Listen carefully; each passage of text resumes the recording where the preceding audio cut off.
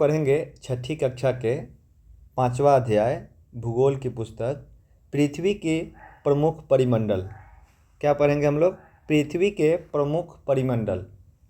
जैसा कि आप पहले अध्याय में पढ़ चुके हैं कि पृथ्वी एकमात्र ऐसा ग्रह है जहां जीवन है। मानव यहां जीवित रह सकता है क्योंकि इस जीवन के लिए आवश्यक तत्व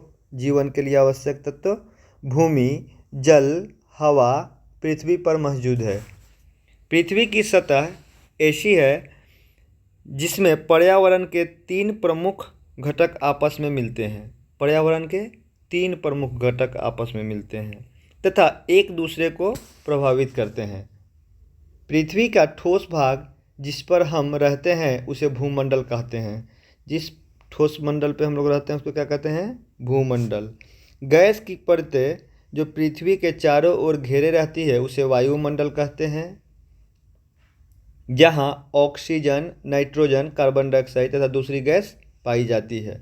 पृथ्वी के बहुत बड़े भाग पर जल पाया जाता है जिसे हम जलमंडल कहते हैं। जलमंडल में जल के सभी अवस्थाएं जैसे बर्फ, जल एवं जलवाष्प सम्मिलित होते हैं। 3 चीज़ हमको यहाँ समझना है। देखेंगे यहाँ कि एक है भूमंडल, ये पृथ्वी हुआ, अगर मानते हैं इसको पृथ्वी। इसमें क्या होता है? स्थल होता है। इसको स्थल वाले भाग को हम लोग क्या कहते हैं? इसको कहेंगे ये भूमंडल हो गया। और इस पृथ्वी से ऊपर जो ये हमारा सराउंडिंग है, ये वातावरण जो है, इसको ये ऊपर में ये वायुमंडल जिसमें हवा होता है, और इसी में जल वाले भाग को जलमंडल कहते हैं। अब इसमें क्या बताया जा रहा है कि वायुमंडल में कौन कौन से होते हैं? ऑक्सीजन, नाइट्रोजन, कार्बन डाइऑक्साइड और दूसरी गैसें पाई जाती है। और जल वाला भाग जो जिसमें क्या होता है? हवा में भी जलवाष्प होते हैं, पहाड़ के ऊपर भी बर्फ होते हैं, और ये समुद्र वाला भाग जिसमें जल होता है। तो 3 चीज़ हम लोग यहाँ समझे हैं। आगे बढ़ेंगे। जीवमंडल एक सीमित क्षेत्र को कहते हैं। जीवमंडल किसको कहते हैं? एक सीमित क्षेत्र को कहते हैं जहाँ स्थल, जल, हवा एक साथ मिलते हैं, जहाँ सभी प्रकार के जीवन पाए जाते हैं। जीवमंडल समझेंगे। जीवमंडल क्या है? एक सीमित क्षेत्र है, उसमें क्या होगा? स्थल भी होगा, जल भी होगा, हवा भी होगा, जहाँ सभी प्रकार के जीव पाए जाते हैं। अब आगे पढ़ेंगे हम लोग भूमंडल। पृथ्वी के ठोस भाग को भूमंडल कहते हैं, जहाँ भूप्रपटी की चट्टानें तथा मिट्टी की पतली परतों का बना होता है, जिसमें जीवों के लिए पोषक तत्व पाए जाते हैं। कहाँ पाए जाते हैं? वो मिट्टी जो भूप्रपटी, वहाँ क्या मिलते हैं? जीवों के लिए पोषक तत्व पाए जाते हैं। पृथ्वी की सतह को 2 मुख्य भागों में बांटा जा सकता है, जैसे स्थलीय भूभागों को क्या कहेंगे? स्थलीय भूभागों के पृथ्वी की सतह को 2 मुख्य भागों में बांटा जा सकता है। बड़े स्थल भूभाग को महाद्वीप के नाम से जानते हैं तथा बड़े जलाशय को महासागरीय बेसिन के नाम से जानते हैं। अब आगे हम लोग देखेंगे महाद्वीप और महासागरीय बेसिन। विश्व के सभी महासागर आपस में एक दूसरे से जुड़े हुए हैं। चित्र 5.1 में विश्व के मानचित्र को देखिए। क्या सभी स्थलीय भूभाग एक दूसरे से आपस में नहीं जुड़े हुए हैं? समुद्री जल का तल सभी जगह क्या होता है? समान होता है। समुद्री जल जो होता है उसके तल क्या होता है? समान होते हैं। इसीलिए वहीं से ऊंचाई का मापन किया जाता है। समुद्र तल से ऊंचाई देखिएगा स्टेशन वगैरह पे लिखा हुआ रहता है, जिसे शून्य माना जाता है। मैंने समुद्र को शून्य मान लिया गया, उसके ऊपर जो भी स्थान हुआ उसको वहाँ से काउंट किया जाता है। अब देखिए इसमें ये हो गया, इसको उल्टा करके देख सकते हैं। देखिए ये हो गया, क्या हो गया? महादेश हुआ। उत्तर अमेरिका, दक्षिण अमेरिका, अफ्रीका, यूरोप और एशिया। और एक चीज़ और लाइन वहाँ मिला है कि सभी महासागर एक दूसरे से जुड़े हुए। देखिए ये हुआ प्रशांत महासागर, तो ये प्रशांत महासागर, देखिए ये अटलांटिक महासागर से जुड़ा हुआ है, फिर ये हिंद महासागर से जुड़ा हुआ है, देख रहे हैं, ये अटलांटिक से जुड़ा हुआ है। मतलब सब एक दूसरे से महासागर जो क्या है? जुड़ा हुआ है। ये क्या हुआ? महाद्वीप हो गया। देख सकते हैं कितने महाद्वीप है? 1 2 3 4 5 6 7। कौन कौन है? उत्तर अमेरिका, दक्षिण अमेरिका, अफ्रीका, यूरोप, एशिया और ऑस्ट्रेलिया और अंटार्कटिका। इस पे क्या है कि यहाँ पे लोग नहीं निवास करते, बस रिसर्च सेंटर वगैरह है। ये अंटार्कटिका सिर्फ बर्फ से ढका हुआ है। आगे पढ़ेंगे। विश्व का सबसे ऊंचा शिखर माउंटेन एवरेस्ट का समुद्र तल से ऊंचाई, सबसे ऊंचा जो पर्वत श्रेणी है उसको क्या नाम है? सबसे ऊंचा वाला माउंट एवरेस्ट 8848 मीटर ऊंचा है। विश्व का सबसे गहरा भाग मेरीना गर्त है। मेरीना गर्त ये महासागर, जो हम लोग प्रशांत महासागर देखें, यहाँ देख सकते हैं मेरीना गर्त। देखिए ये गोल है जब पृथ्वी, तो ये प्रशांत महासागर हुआ, और ये जब गोल इसको करेंगे ग्लोब पे देखेंगे तो ये दोनों मिला हुआ है, इसी में है मेरीना गर्त, जिसकी गहराई माउंट एवरेस्ट से भी ऊंची है, जिसकी गहराई 11,022 मीटर है। क्या आपने कभी कल्पना की है कि समुद्र की गहराई पृथ्वी के सबसे ऊंचे भाग से भी इतनी अधिक हो सकती है? देखते हैं महाद्वीप। पृथ्वी 7 प्रमुख महाद्वीप है। पृथ्वी पर कितने हैं? 7 प्रमुख महाद्वीप।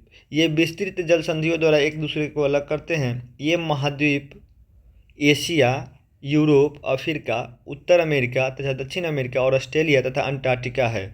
चित्र 5.1 में विश्व के मानचित्र को देखिए तथा ध्यान दीजिए कि स्थल का बहुत बड़ा भाग उत्तरी गोलार्ध में है। जैसे इस लाइन को यहाँ से समझेंगे, देखिए ये बीच से अगर इसको हम लोग 0 डिग्री विषुवत रेखा मानते हैं तो इसके देखिए जो भी स्थल वाला भाग है ये ऊपर वाले गोलार्ध, उत्तरी गोलार्ध में ज़्यादा है। जैसे एशिया, यूरोप, आधा अफ्रीका भी पूरा है, अमेरिका, उत्तर अमेरिका पूरा। मैंने सबसे ज़्यादा स्थल भाग कहाँ है? उत्तर की ओर, उत्तरी भाग में, उत्तरी गोलार्ध में। एशिया विश्व का सबसे बड़ा महाद्वीप है। विश्व का सबसे बड़ा महाद्वीप एशिया। एशिया कहाँ है? यहाँ देखेंगे, देखिए ये एशिया, इसी में है ये इंडिया। तो सबसे बड़ा महाद्वीप एशिया। यह पृथ्वी के कुल क्षेत्रफल के 1/3 भाग में फैला हुआ है। एशिया कितने भाग में? 1/3 भाग में। मैंने सबसे बड़ा कौन हुआ? एशिया। यह महाद्वीप पूर्वी गोलार्ध में स्थित है। पूर्वी गोलार्ध कैसे समझेंगे? यहाँ फोटो में आके मैप में देखेंगे। देखिए अगर इसको हम लोग उत्तर मानते हैं तो इसको पूर्व मानेंगे ना, और इसको पश्चिम, तो ये इसको पूर्वी गोलार्ध। एशिया किधर पड़ा? पूर्वी गोलार्ध की तरफ। आगे हम लोग देखेंगे क्या कह रहा है। यह पृथ्वी के कुल क्षेत्रफल का 1/3 भाग में फैला है। यह महाद्वीप पूर्वी गोलार्ध में स्थित है। कर्क रेखा इस महाद्वीप से होकर गुजरते हैं। कर्क रेखा किस महाद्वीप से? एशिया से। एशिया के पश्चिम में यूराल पर्वत है। इसे यूरोप, ये जो एशिया को यूरोप से अलग करता है। अब इसको देखना है कि एशिया से यूरोप को अलग करने वाला यूराल पर्वत कहाँ? ये रहा हमारा यूराल पर्वत। देखिए यहाँ देख सकते हैं, ये वाला जो है भाग, ये है यूराल पर्वत। इधर से यूरोप हो गया, इधर एशिया। तो एशिया और यूरोप को अलग करने वाला पर्वत श्रेणी कौन सा है? यूराल। यूरोप एवं एशिया के संयुक्त भूभाग को यूरेशिया कहते हैं। अगर यूरोप और एशिया को एक भाग को नाम क्या कहा जाता है? इसको यूरेशिया कहते हैं। यूरोप और एशिया मिला के यूरेशिया कहा जाता है। यूरोप एशिया का सबसे छोटा, यूरोप एशिया से बहुत छोटा है। यूरोप जो महाद्वीप है क्या है? एशिया से बहुत छोटा है। यह महाद्वीप एशिया के पश्चिम में है, जैसा कि मैप में देख सकते हैं आप। अंटार्कटिक वृत्त इससे होकर गुजरती है। अंटार्कटिक मतलब ऊपर वाला जो है ये क्षेत्र, ये हो गया अंटार्कटिक, जो है किससे? यूरोप से होकर गुजरता है। यह 3 तरफ से जल से घिरा हुआ है। 3 तरफ से जल से घिरा हुआ है कौन? यूरोप। विश्व के मानचित्र को देखिए और इसकी स्थिति का पता लगाइए। अफ्रीका एशिया के बाद विश्व का दूसरा सबसे बड़ा महाद्वीप है। एशिया के बाद कौन है? अफ्रीका। विषुवत वृत्त 0 अक्षांश इस महाद्वीप से के लगभग मध्य से होकर गुजरते हैं। फिर से आके हम लोग मैप में देखेंगे, ये देखिए ये वाला जो है, ये 0 डिग्री अक्षांश जो है ये क्या है? अफ्रीका के बीचों से गुजर। देखिए ये अफ्रीका हुआ हमारा, और इसके बीचों से ये गुजर रहा है। आगे देखेंगे, अफ्रीका बहुत बड़ा भाग उत्तरी गोलार्ध में स्थित है। 5.1 को देखिए और पाएंगे कि यही एक ऐसा महाद्वीप है जिससे होकर कर्क, विषुवत और मकर तीनों रेखाएं गुजरती है। फिर से मैप में आके देखेंगे, देखिए ये हो गया कर्क, विषुवत, मकर, तीनों जो है कहाँ से गुजर रहा है? तीनों रेखा अफ्रीका से गुजर रहा है। सहारा का रेगिस्तान विश्व का सबसे गर्म रेगिस्तान है, जो कहाँ है? अफ्रीका में स्थित है। यह महाद्वीप के चारों तरफ से समुद्र एवं महासागरों से घिरा हुआ है। क्या है? इधर भी महासागर, इधर भी, इधर भी, इधर भी, उसके बीच में क्या है? अफ्रीका महाद्वीप। आप देखेंगे कि विश्व की सबसे लंबी नदी नील नदी अफ्रीका से होकर गुजरती है। सबसे लंबी नदी नील नदी कहाँ? अफ्रीका से होकर गुजरती है। अफ्रीका का मानचित्र देखिए तथा बताइए कि कर्क रेखा, मकर रेखा और विषुवत रेखा इनके किन किन भागों से होकर गुजरता है। आप मैप में देख सकते हैं। उत्तर अमेरिका विश्व का सबसे तीसरा महाद्वीप है। यह दक्षिण अमेरिका के एक सक्रिय स्थल से जुड़ा हुआ है जिसे पनामा जल स्थल दिखा है। फिर से मैप में हम लोग आएंगे, यहाँ देखेंगे। देखिए ये हो गया उत्तर अमेरिका, सबसे बड़ा एशिया, उसके बाद अफ्रीका, उसके बाद क्या है उत्तर अमेरिका। ये सक्रिय जल से ये पनामा जल संधि है। पनामा को एक देश भी अब बन गया है, यहीं पे पनामा देश है। इस क्या किससे जुड़ा हुआ है? दक्षिण अमेरिका से। तो सबसे बड़ा कौन हुआ? एशिया, उसके बाद अफ्रीका, उसके बाद उत्तर अमेरिका के बारे में हम लोग अब पढ़ेंगे। यह दक्षिण अमेरिका के एक सक्रिय जल संधि से जुड़ा हुआ है जिसे पनामा जल संधि कहा जाता है। यह महाद्वीप पूरी तरह से उत्तरी एवं पश्चिमी गोलार्ध में स्थित है। जैसे हम लोग देखे थे एशिया किधर था? पूर्वी की तरफ, उसी तरीके से ये उत्तरी अमेरिका किधर है? उत्तर एवं पश्चिमी गोलार्ध में स्थित है। यह महाद्वीप के तीन महासागरों से घिरा है। क्या आप इन महासागरों का नाम बता सकते हैं? अब देखिए महासागर का नाम बताने के लिए क्या करना होगा? हमको देखना होगा कि कौन कौन सा मैप में ये महासागर से घिरा हुआ है। देखिए एक तरफ से प्रशांत महासागर से, एक तरफ से अटलांटिक से, एक तरफ से ही आर्कटिक से मान सकते हैं। ये क्या है? जल से घिरा हुआ क्षेत्र है। कौन सा? उत्तर अमेरिका। अब हम लोग देखेंगे दक्षिण अमेरिका। ठीक उत्तर अमेरिका के ये नीचे वाला दक्षिण अमेरिका। दक्षिण अमेरिका का अधिकांश भाग दक्षिणी गोलार्ध में स्थित है। किस गोलार्ध में है? दक्षिणी गोलार्ध में है। कौन? दक्षिण अमेरिका। इसके पूर्व एवं पश्चिम में कौन सी दो महासागर स्थित है? ये देखिए प्रश्नवाचक ये आपको समझना है। अब इधर क्या था? अटलांटिक महासागर, इधर क्या है? प्रशांत महासागर, यही पूछ रहा है। विश्व की सबसे लंबी पर्वत श्रृंखला एंडीज जो है इधर से ऐसे ऐसे ऐसे यहाँ तक फैला हुआ है। सबसे लंबी पर्वत श्रेणी है। कौन सा? एंडीज। कहाँ है? दक्षिण अमेरिका में। दक्षिण अमेरिका में विश्व की सबसे बड़ी नदी अमेजन नदी। देखिए वहाँ हम लोग नील नदी देखे हुए थे, वो भी क्या थी? विश्व की सबसे लंबी नदी। ये क्या है? विश्व की सबसे बड़ी नदी। लंबी नदी और बड़ी नदी मैंने इसका जो फैलाव है उस हिसाब से ये बड़ा है, जबकि उसकी लंबाई इससे अधिक है। तो सबसे लंबी और बड़ी में आपको अंतर करना होगा। दक्षिण अमेरिका में विश्व की सबसे बड़ी नदी अमेजन बहती है।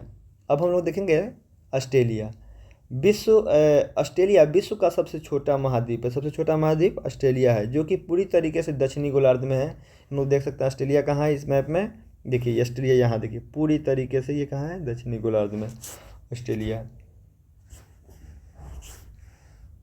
यह चारों तरफ से महासागरों तथा समुद्रों से घिरा है। इसे द्वीपीय महाद्वीप कहते हैं। किसको कहते हैं? द्वीपीय महाद्वीप, ऑस्ट्रेलिया को। अब हम लोग देखेंगे अंटार्कटिका के संबंध में देखेंगे। यह बहुत बड़ा महाद्वीप है जो दक्षिणी गोलार्ध में स्थित है। ये भी क्या है? दक्षिणी गोलार्ध में। कहाँ है? इसका लोकेशन हम लोग देखे थे, फिर से मैप में देखते हैं। ये नीचे वाला भाग, ये गोल है तो ये नीचे से ऊपर तक टच करता है। जो दक्षिणी गोलार्ध में स्थित है, दक्षिणी ध्रुव इस महाद्वीप के मध्य में स्थित है। दक्षिणी ध्रुव क्या है? इस महाद्वीप के मध्य में ही है। चूँकि यह दक्षिणी ध्रुव के क्षेत्र में स्थित है, इसलिए इसे हमेशा मोटी बर्फ की परतों से ढका रहता है। यहाँ किसी भी प्रकार का स्थायी मानव निवास नहीं है। बहुत से देशों का यहाँ शोध केंद्र है। वहाँ पे बर्फ़ है तो सिर्फ शोध केंद्र ही है। इसमें भारत के भी शोध केंद्र है, इसका नाम है मैत्री एवं भारती। कई एग्जाम में पूछा गया भी है कि मैत्री एवं भारती क्या है, तो ये क्या है? शोध केंद्र है। अब हम लोग पढ़ेंगे जलमंडल। पृथ्वी को नीला ग्रह कहते हैं। पृथ्वी के 71% भाग पर जल तथा 29% भाग पर स्थल है। जलमंडल में जल के सभी रूप उपस्थित होते हैं। इसे महासागर एवं नदियाँ, झीलों, हिम नदियों, भूमिगत जल तथा वायुमंडल की जलवाष्प भी सम्मिलित है। पृथ्वी पर पाए जाने वाले लगभग 97% से अधिक जल का भाग महासागरों में पाया जाता है। टोटल जो जल हम लोग को पाया जाता है उसमें 97% कहाँ होता है? महासागरों में। एवं वह इतना खारा होता है कि, खारा मतलब नमकीन समझ सकते हैं, मानव के उपयोग में नहीं आ सकते हैं। शेष जल बहुत बड़ा भाग बर्फ़ की परतों में, सबसे ज़्यादा कहाँ? महासागरों में। उसके बाद क्या है? बर्फ़ में। उसके बाद क्या है? हिमनद में, हिमनद मतलब ग्लेशियर में। उसके बाद ज़मीन के नीचे भौम जल जो होता है, भूमिगत जल, वो जल का बहुत कम भाग और लवण जल के रूप में पाया जाता है जो मनुष्य के इस्तेमाल के लिए आता है। यही कारण है कि नीले ग्रह रहने के बावजूद हम पानी की कमी से जूझ रहे हैं। हाँ, ये भी दिमाग में सवाल आ सकता है कि जब पानी इतना है तो हम लोग पानी की समस्या बचत की बात क्यों करते हैं? क्योंकि महासागरों का जल जो है हम लोग अभी उपयोग नहीं कर सकते हैं। अगर करने की विधि भी है तो वो काफ़ी महंगा है। अब हम लोग पढ़ेंगे महासागर। महासागर जलमंडल के प्रमुख भाग है। ये आपस में एक दूसरे से जुड़े हुए थे। देखें ये महासागर कैसे जुड़े हुए हैं। महासागरीय जल हमेशा गतिशील रहता है, हमेशा क्या होता है, गतिशील होता है, जिसमें तरंग, ज्वार भाटा तथा महासागरीय धाराएं। महासागरीय जल के 3 मुख्य गतियाँ है। बड़े से छोटे आकार के आधार पर 5 महासागर है, जिसे प्रशांत महासागर, अटलांटिक महासागर, हिंद महासागर, दक्षिण महासागर एवं आर्कटिक महासागर। आर्कटिक महासागर ऊपर जैसे हम लोग चित्र में देखे हैं। प्रशांत महासागर सबसे बड़ा महासागर है। यह पृथ्वी की 1/3 भाग पर फैला है। ये सबसे बड़ा कौन है? प्रशांत महासागर। पृथ्वी की सबसे गहरा भाग मेरिना गर्त हम लोग देखे थे कहाँ है? प्रशांत महासागर में ही स्थित है। प्रशांत महासागर लगभग वृत्ताकार है। किसका आकार का है? वृत्ताकार का है। एशिया, ऑस्ट्रेलिया, उत्तर एवं दक्षिण अमेरिका इसके चारों ओर स्थित है। मैप में हम लोग देखे थे कैसे है, फिर से देखते हैं समझने के लिए। ये प्रशांत महासागर हुआ, एशिया हो गया, ऑस्ट्रेलिया हो गया। इधर से घूमेंगे तो कौन मिलेगा? ये उत्तरी अमेरिका एवं दक्षिणी अमेरिका चारों तरफ से घेरे हुए हैं। किसको? प्रशांत महासागर को।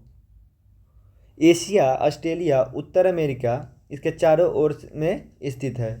चित्र 1.5 को देखिए तथा प्रशांत महासागर के चारों ओर इन महाद्वीपों की स्थिति का पता लगाइए। अटलांटिक महासागर विश्व का दूसरा सबसे बड़ा महासागर है। प्रशांत महासागर के बाद कौन है दूसरा? अटलांटिक महासागर। यह अंग्रेजी भाषा के एस आकार का है। अब ये भी क्वेश्चन पूछ सकता है कि एस आकार का कौन सा महासागर है, तो हम लोग कहेंगे अटलांटिक महासागर। इसके पश्चिम किनारे पर उत्तर एवं दक्षिण अमेरिका है। इसके पश्चिम किनारे पर कौन है? उत्तर एवं दक्षिण अमेरिका है तथा पूर्वी किनारों पर यूरोप एवं अफ्रीका है। अटलांटिक महासागर के तट रेखा बहुत अधिक दंतुरित है, माने कटा फटा। यह अनियमित एवं दंतुरित तटरेखा प्राकृतिक पोताश्रय एवं पत्तनों के लिए जैसे इस तरीके से जिकजैक होता है। तो क्या होता है कि यहाँ पोत को स्टैंड करने के लिए माने नेचुरल रूप से क्या है? पोताश्रय मतलब जहाँ डॉकयार्ड, इंग्लिश में क्या बोलेंगे? डॉकयार्ड बोलेंगे, जहाँ पे नाव आके जहाज आके रुकते हैं। व्यापार की दृष्टि से सबसे व्यस्त महासागर है। व्यापार की दृष्टि से मतलब आवाजाही, माने ज़्यादातर व्यापार इसी रास्ते से होता है। हिंद महासागर ही एक ऐसा महासागर है जिसके नाम किसी देश के नाम पर यानी भारत के नाम पर रखा गया है।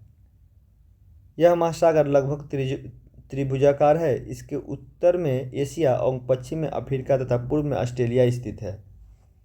दक्षिणी महासागर अटलांटिक महाद्वीप के चारों ओर से घिरे रहता है। यह अटलांटिक महाद्वीप से उत्तर की ओर 60 डिग्री दक्षिण अक्षांश तक फैला हुआ है। आर्कटिक महासागर ध्रुव वृत्त में स्थित है। आर्कटिक महासागर मतलब सबसे उत्तर की ओर ऊपर वाला।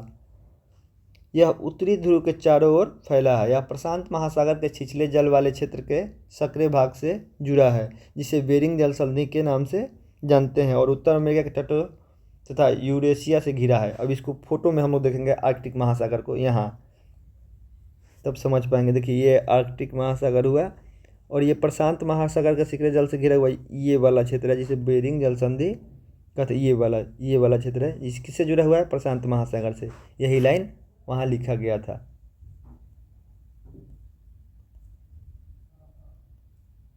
अब हम लोग आगे देखेंगे ये क्या है। उत्तरी ध्रुव के चारों ओर फैला है, ये हम लोग देख चुके हैं। यहाँ प्रशांत महासागर के छिछले जल वाले सक्रिय भाग से अभी देखे ही हैं। बेरिंग जल संधि कहाँ पे है वो अभी देखे ही हैं। उत्तर अमेरिका के उत्तरी तटों एवं यूरेशिया से भी घिरा हुआ है, ये देख चुके हैं। आगे पढ़ेंगे हम लोग वायुमंडल। हमारी पृथ्वी के चारों ओर गैस की एक परत से घिरी हुई है, जिसे हम वायुमंडल कहते हैं। देखिए ये पृथ्वी हुआ, ये हो गया हमारा वायुमंडल। वायुमंडल की परत इस ग्रह का महत्वपूर्ण अटूट भाग है। यह हमें ऐसी वायु प्रदान करती है जिससे हम लोग सांस लेते हैं। यह वायुमंडल हम लोगों को सूर्य की कुछ हानिकारक किरणों से भी बचाती है। वायुमंडल 1600 किलोमीटर ऊंचाई तक फैली है। वायुमंडल कितने किलोमीटर तक? इसका जो ऊंचाई है कितना है? 1600 किलोमीटर। वायुमंडल को उसके घटकों, तापमान तथा अन्य आधार पर 5 परतों में बांटा जाता है। इन परतों को पृथ्वी की सतह से शुरू करते हैं, जिसमें सबसे पहले ये है क्षोभमंडल, संतापमंडल, ये हो गया मध्यमंडल, आयनमंडल और बहिर्मंडल। इस सब का उपयोग देखेंगे कि किसमें कहाँ, जैसे हवाई जहाज कहाँ चलता है ये भी देखेंगे हम लोग आगे। हम लोग अभी देखे हैं क्षोभमंडल, संतापमंडल, मध्यमंडल, आयनमंडल, बहिर्मंडल। इसको लाइन से याद करेंगे नीचे से, क्षोभमंडल, संतापमंडल, मध्यमंडल एवं आयनमंडल।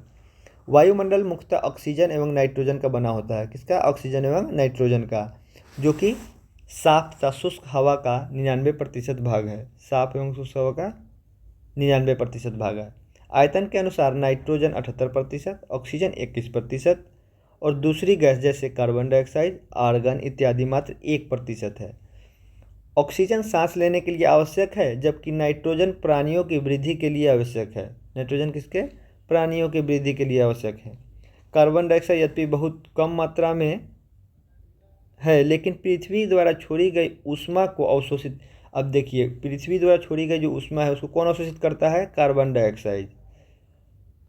आगे की क्लास में पढ़ेंगे किस तरीके से ये प्रक्रिया होती है। जिसमें पृथ्वी गर्म रहती है, यह पौधे को वृद्धि के लिए भी आवश्यक होता है। अब कार्बन डाइऑक्साइड के दो काम यहाँ ध्यान दे सकते हैं। पृथ्वी द्वारा छोड़ी गई ऊष्मा को भी अवशोषित कौन करता है? कार्बन डाइऑक्साइड, एवं पौधे की वृद्धि के लिए भी आवश्यक कार्बन डाइऑक्साइड। ऊंचाई के साथ वायुमंडल के घनत्व में भिन्नता आती है। यह घनत्व समुद्र तल पर सबसे अधिक होता है। तो जैसे जैसे हम ऊपर, मैंने वायुमंडल का जो घनत्व है सबसे ज़्यादा कहाँ होता है? समुद्र तल पर। और जैसे जैसे हम लोग ऊपर बढ़ते जाएंगे घनत्व उसका कम होते जाएगा। सुनते होंगे कि पहाड़ पर चढ़ने पे क्या होता है? सांस फूलता है, चाहे ऊंची जगह पर क्या होता है उससे, जब हवा का घनत्व कम हो गया तो ऑक्सीजन आदमी को कम मिलेगा तो क्या होगा? सांस फूलेगा, दम फूलेगा। ऊंचाई के साथ वायुमंडल में घनत्व में भिन्नता आती है। यह घनत्व समुद्र तल पर सबसे अधिक होता है। सबसे अधिक घनत्व कहाँ होता है? समुद्र तल पर। जैसे जैसे हम ऊपर की ओर जाते हैं, तेजी के साथ क्या होता है? घनत्व घटता है। आप जानते हैं कि पहाड़ों एवं पर्वतारोही पर हवा के घनत्व में कमी होने के कारण क्या, सांस लेने में कठिनाई होती है। ये बातें हम लोग अभी देखे हैं। ऊंचाई के साथ साथ सांस लेने के लिए उन्हें अपने साथ ऑक्सीजन सिलेंडर, जैसे पहाड़ पर पर्वतारोही होते हैं क्या होता है? ऑक्सीजन सिलेंडर उनको ले जाना पड़ता है। जैसे जैसे हम ऊपर की ओर जाते हैं तापमान भी घटता जाता है। एक और चीज़ देखेंगे हम लोग, जैसे घनत्व घटेगा ऊपर जाने पे और सांस लेने में तकलीफ होगा, और ऊपर जाने पे टेम्परेचर भी क्या होगा? कमी होती है, तापमान भी घटता है। वायुमंडल पृथ्वी पर दबाव डालता है और एक स्थान से दूसरे स्थान तक अलग अलग होता है। कुछ क्षेत्रों में हमें अधिक दबाव महसूस होते हैं, जबकि कुछ क्षेत्रों में कम। वायु उच्च दाब से निम्न दाब की ओर बहती है। जो हवा जो होती है उसका बहाव किधर होता है? हवा की बहाव हमेशा उच्च दाब से निम्न दाब की ओर होता है, उच्च दाब से निम्न दाब की। तो अगर समुद्र पर घनत्व ज़्यादा है, कहाँ होगा? जिधर घनत्व कम होगा उधर मूवमेंट होगा। तो हवा का मूवमेंट किधर होता है? उच्च दाब से निम्न दाब की ओर। अब हम लोग देखेंगे जीवमंडल। जीवमंडल स्थल, जल, हवा के बीच एक सीमित भाग है। यह वह भाग है जहाँ जीवन मौजूद है। जैसे हम लोग वायुमंडल तो पढ़े हैं नीचे से लेकर ऊपर तक ले ये, लेकिन जीवमंडल हमको कहाँ होगा? ये नीचे वाले ही भाग में होगा। मध्यमंडल में जीवमंडल नहीं हो सकता है। तो जीवमंडल कहाँ होगा? हमेशा नीचे वाले भाग क्षोभमंडल के नीचे ही होगा। ये देखेंगे हम लोग क्या? जीवमंडल। यहाँ जीवों की बहुत सी प्रजातियाँ हैं, जैसे जो कि सूक्ष्म जीवों, बैक्टीरिया से लेकर बड़े स्तनधारियों आकार पाई जाती है। मनुष्य सहित सभी प्राणी जीवित रहने के लिए एक दूसरे से जीवमंडल से जुड़े हुए, किससे जुड़े हुए हैं? जीवमंडल से जुड़े हुए हैं। जीवमंडल के प्राणियों को मुख्यतः दो भागों में, जंतु जगत एवं पादप जगत। पादप जगत मतलब पेड़ पौधा, जंतु जगत मतलब ये मानव, जीव जंतु, जानवर, ये आगे जंतु जगत में विभक्त किया जाता है। पृथ्वी के ये तीनों परिमंडल आपस में पारस्परिक क्रिया करते हैं तथा एक दूसरे को किसी न किसी रूप में प्रभावित करते हैं। ये हम लोग आगे देखेंगे। इस लाइन को ऐसे समझ सकते हैं कि एक दूसरे को कैसे प्रभावित करते हैं। जैसे आदमी के लिए क्या ज़रूरत है, पादप जरूरी है सब्जी खाने के लिए। अगर नॉनवेज खाते हैं तो फिर मांस, मुर्गा जो भी चीज़ खाते हैं उसके हिसाब से ये एक दूसरे पर क्या है, प्रभावित करते हैं। उदाहरण के लिए लकड़ी तथा खेती के लिए वनों को कटाई किया जाए तो इससे ढलुआ भाग पर मिट्टी का कटाव तेज हो जा सकता है। ये भी एग्जाम्पल हुआ एक। इसी प्रकार प्राकृतिक आपदाएं जैसे भूकंप से पृथ्वी की सतह में परिवर्तन होता है। हाल में सुनामी के कारण अंडमान निकोबार द्वीप समूह में कुछ भाग में पानी में डूब गया। झीलों एवं नदियों में दूषित पदार्थों के प्रभावित होने से जल मानव के इस्तेमाल के लायक नहीं रह गया है। यह भी प्रभाव है एक दूसरे पर। यह जल एक दूसरे के जीवों को भी नुकसान पहुंचाता है। जैसे उद्योगों, तापीय विद्युत संयंत्रों, गाड़ियों के उत्सर्जित पदार्थों के वायु प्रदूषण हुआ है। कार्बन डाइऑक्साइड वायु का एक महत्वपूर्ण घटक है, लेकिन कार्बन डाइऑक्साइड की मात्रा वृद्धि के कारण पृथ्वी के तापमान, हम लोग क्या देखे थे, कार्बन डाइऑक्साइड क्या करता है, ये पृथ्वी द्वारा ऊष्मा को अवशोषित करता है। लेकिन जब कार्बन डाइऑक्साइड बढ़ जाएगा तो क्या होगा, बेसी ऊष्मा अवशोषित कर देगा और टेम्परेचर ज़्यादा बढ़ जाएगा, जिसे भूमंडलीय तापन कहा गया है। कार्बन डाइऑक्साइड की मात्रा में वृद्धि के कारण पृथ्वी के तापमान में वृद्धि हो रही है और इसे भूमंडलीय तापन कहा जाता है। इसलिए भूमंडल, वायुमंडल, जलमंडल के बीच प्राकृतिक संतुलन को बनाए रखने के लिए पृथ्वी के संसाधनों को क्या करना है, सीमित उपयोग करना है। भूमंडल, वायुमंडल और जलमंडल के बीच प्राकृतिक संतुलन को बनाए रखना जरूरी है। ये हम लोग का चैप्टर हुआ ख़त्म। ये इसके नीचे अभ्यास प्रश्न इसके हुए जो हम लोग आगे देखेंगे। धन्यवाद।